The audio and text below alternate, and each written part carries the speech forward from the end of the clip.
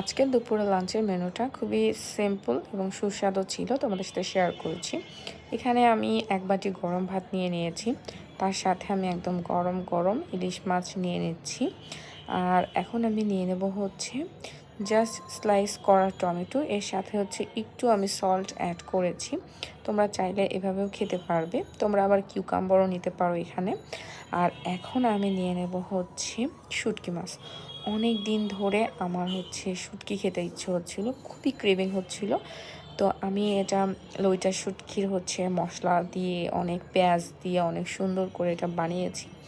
যদিও আমি বা আমার এলাকার মানুষ এইরকম পরিমাণ শুটকি খায় না, তো আমি জাস্ট ইউটিউবে রেসিপি দেখে এবং যারা শুটকি খায় আর কি তাদের কাছ থেকে শুনে শুটকি মাছটা রান্না করেছি। একটু ধনিয়া পাতা দিতে পারলে অনেক বেশি ভালো হতো, আর তারপর অনেক মজা হয়েছিল। তোমাদের কাছে কেমন লাগলো অবশ্যই আমাকে কমেন্টস করবে। বাই।